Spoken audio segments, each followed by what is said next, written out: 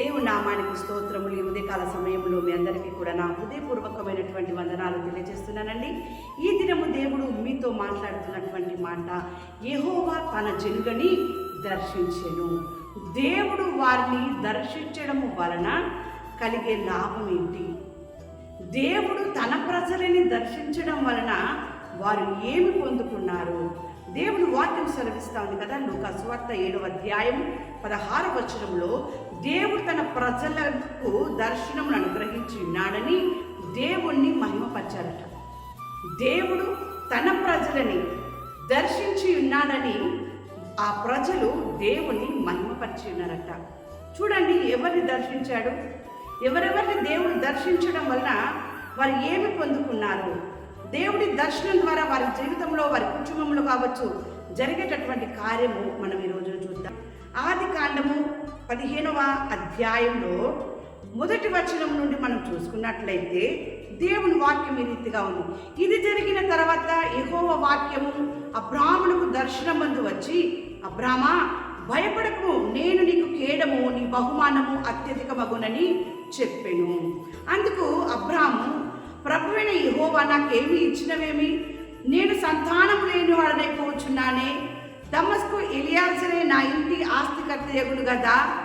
మరియు అబ్రాము, ఇదిగో నీవు నాకు సంతానం ఇయ్యలేదు గనక నా పరివారములో ఒకడు నాకు వారసుడగునని చెప్పగా, యెహోవా వాక్యము అతని యుద్ధకు వచ్చి, ఇతడు నీకు వారసుడు కాడు, నీ గర్భవాసమున పుట్టబోచున్నవాడు నీకు వారసుడగునని చెప్పెను. ఏమండి, అబ్రామునకు దేవుని యొక్క వాక్యము దర్శనమందు వచ్చింది. ఏం చెప్పింది? నీ గర్భవాసిగా పుట్టబోవాడు నీకు వారసుడవుతాడు అని. ఎంత అద్భుతం! అబ్రహామునకు వారసుడు లేడు, బాధతో ఉన్నాడు, దుఃఖంలో ఉన్నాడు, వేదనతో ఉన్నాడు. నాకున్న ఈ ఆస్తి దేవుడిని ఆశీర్వదించినాడు, బాగానే ఉంది, దీనంతటికి ఎవరు వారసుడు అని చెప్పి బాధతో ఉన్నప్పుడు యెహోవా అబ్రామును వాక్యం ద్వారా దర్శించి, నీ సంతానం, నీకు పుట్టబోయేవాడే వారసుడు అవుతాడు అని చెప్పేసి దేవుడు ఆయనకు దర్శనం ఇచ్చి ఉన్నాడు. దేవుని యొక్క వాక్యం సెలవిస్తా ఉంది కదా.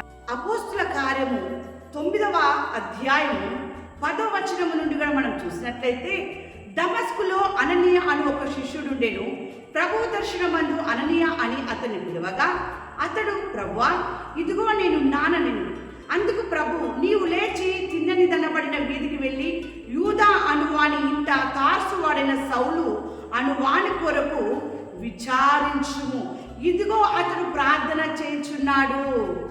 అతడు అననీయ అనునొక మనుషుడు లోపలికి వచ్చి తాను దృష్టి పొందినట్లు తల మీద చేతులుంచుట చూచి ఉన్నాడని చెప్పెను.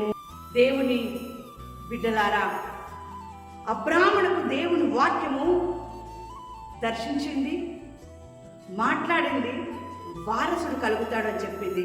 అది నెరవేరింది. అననీయతో కూడా ఇక్కడ దమస్కులో అననీయ అని ఒక మనిషి శిష్యుడుండెను. ప్రభువు దర్శనమందు అననీయ అని అతని పిలువగా అతడు సమాధానం చెప్పాడు. ఎక్కడికైతే వెళ్ళమన్నాడో అక్కడికి వెళ్ళాడు. సౌలు దగ్గరికి వెళ్ళాడు, చేతులు ఎత్తి ప్రార్థించాడు. ఆయన కన్నులు తెరవబడింది. అననీయ అనే శిష్యుడితో దేవుడు దర్శనమందు మాట్లాడి అక్కడ సౌలు దగ్గరికి పంపించడం జరిగింది. అననీయ ఆయన మీద చేతుల నుంచి ప్రార్థన చేసినప్పుడు ఆయన జీవితం మారిపోయింది. దేవుని బిడ్డలారా, ఎంత అద్భుతమైన దర్శనం, ఎంత అద్భుతమైనటువంటి కార్యం! అంతేకాదు, వాక్యం సెలవిస్తూ ఉంది కదా, రూతు గ్రంథము 1వ అధ్యాయము 6వ వచనములో వాక్యం చూసినట్లయితే దేవుని యొక్క మాట, వారికి ఆహారం ఇచ్చుటకు యెహోవా తన జనులను దర్శించినని ఆమె మోయాబు దేశములో వినెను గనక మోయాబు దేశము విడిచి వెళ్ళుటకై ఆమెయు ఆమె కోడళ్ళను ప్రయాణమైంది. ఎవరు ఈమె? ఎక్కడి నుండి మోయాబు దేశములకు వెళ్ళింది? దేవుని బిడ్డలారా, నయోమి బెత్లెహేము నుండి మోయాబు దేశంలోకి బ్రతకడానికి వెళ్ళింది. అక్కడ వెళ్ళి తన జీవితాన్ని నాశనం చేసుకుంది, తన కుటుంబాన్ని కోల్పోయింది, తన వారిని కోల్పోయింది. దేవుని బిడ్డలారా, తర్వాత ఆమె ఒక వార్త వింది, అక్కడ బెత్లెహేము అనే ప్రజలని దేవుడు దర్శించి ఉన్నాడు అని చెప్పేసాను. తన జనులని దర్శించి ఉన్నాడని ఎప్పుడైతే వార్త విన్నదో ఆమె మరలా తిరుగు ప్రయాణం ప్రారంభించింది బెత్లెహేంకి. దేవుని బిడ్డలారా, ఇదే కాల సమయంలో దేవునితో మాట్లాడుతున్నాడు. ఏ ఊరిని, ఏ సంఘమును, ఏ ఆత్మీయ జీవితాన్ని నువ్వు విడిచి దూరం వెళ్ళావో ఈ యొక్క దినాల్లో, ఎంత దినాల్లో దేవుడు దర్శిస్తూ ఉన్నాడు. ఈ అపాయకరమైనటువంటి దినాల్లో, ఈ దుర్దినాలలో నీ జీవితం నాశనం కావద్దని, నీవు నీ కుటుంబము నరక పాలు కావద్దని చెప్పేసి దేవుడు దర్శిస్తూ ఉన్నాడు. దేవుని మాటలు నువ్వు విన్నట్లయితే నయోమి ఏదైతే కోల్పోయిందో, దేన్నైతే విడిచిందో మరలా అక్కడికి వచ్చింది. దేవుని బిడ్డలారా, ఆ దేశంలోకి వచ్చింది, ఆ బంధువుల దగ్గరకు వచ్చింది, ఆ ఆత్మీయుల దగ్గరకు వచ్చింది. ఆ మొదట ఉన్నటువంటి, పూర్వం ఉన్నటువంటి తన భక్తి జీవితాన్ని మరలా కొనసాగించుటకు దేవుడు ఆ జనులని దర్శించాడు అనే మాట ఎప్పుడైతే విన్నదో తన ప్రయాణాన్ని మరలా కొనసాగించింది. ఆగిపోయిన ప్రయాణాన్ని, ఆత్మీయ జీవితంలో ఆగిపోయిన ప్రయాణాన్ని మరలా ఆమె ముందుకు సాగింపజేసి దేవుని బిడ్డలారా, ఈరోజు దేవుడు మీతో మాట్లాడుతున్నాడు. అబ్రహాముకు దర్శనం ఇచ్చాడు, వారసుడు ఇస్తాడన్నాడు. అననీయ అనే శిష్యుడికి దేవుని దర్శనం కలిగింది. సౌలు జీవితంలో ఆయన అద్భుత కార్యం జరిగించి ఉన్నాడు. నయోమి కూడా దర్శించాడు జనులని అని చెప్పి విన్నది. ఆమె జీవితంలో దేవుడు ఆశీర్వాదాన్ని ఇచ్చాడు.